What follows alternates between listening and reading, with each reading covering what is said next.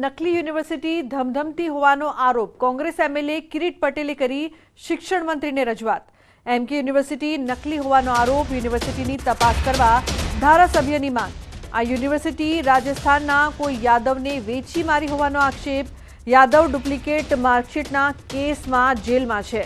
રાજ્ય સરકાર દ્વારા જે એમકે યુનિવર્સિટીની મંજૂરી આપી હતી એ હનુમાનપુરાના વડલી ખાતે બતાવેલ છે।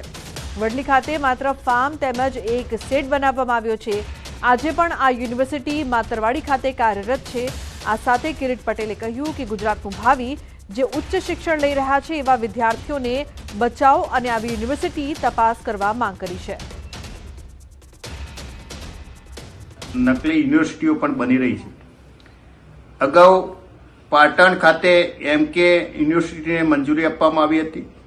વિધાનસભાની અંદર પણ અમે આ બાબતે રજૂઆત કરી કે આજે પણ એ યુનિવર્સિટી રાજસ્થાનના કોઈ યાદવને વેચી મારવામાં આવી છે અને યાદવ પણ ડુપ્લિકેટ માર્કશીટો અને ડુપ્લિકેટ ડિગ્રીઓ વેચવાની અંદર આજે રાજસ્થાનની જેલમાં છે।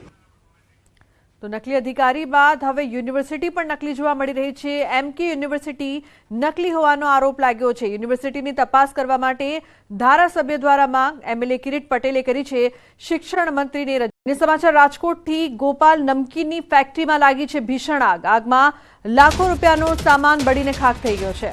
ફાયર ફાઈટરની ટીમ દ્વારા આગ બુઝાવવાની કામગીરી ચાલી રહી છે। મેટોડા ખાતે આવેલી છે ગોપાલ નમકીન ફેક્ટરી।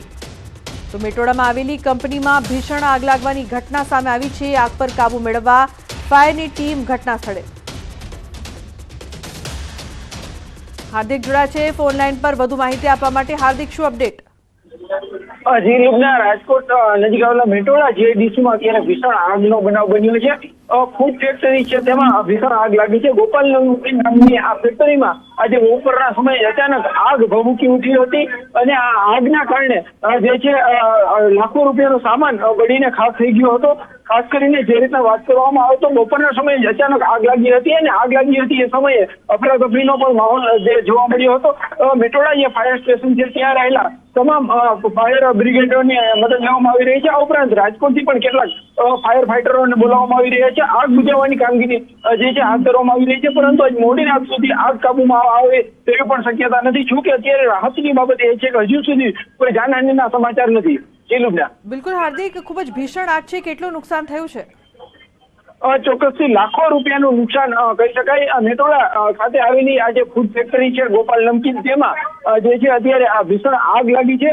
આગ લાગવાનું કારણ હજુ સુધી ચોક્કસથી જાણી નથી શકાયું, પરંતુ આગ લાગ્યા બાદ સ્થાનિકોમાં પણ કંઈક અફરાતફરી છે। આગ એટલી વિકરાળ છે કે 2 કિલોમીટર દૂરથી પણ તેમના ધુવાળા છે તે જોઈ શકાય છે।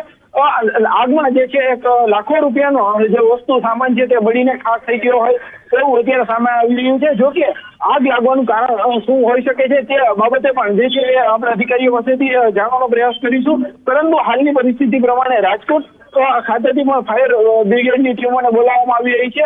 ઉપરાંત મેટોડા ખાતે રહેલી જે ફાયરની ટીમો છે તેમના દ્વારા પણ આગ બુઝાવવાનો પ્રયાસ। જી બિલકુલ હાર્દિક, આભાર સમગ્ર માહિતી બદલ।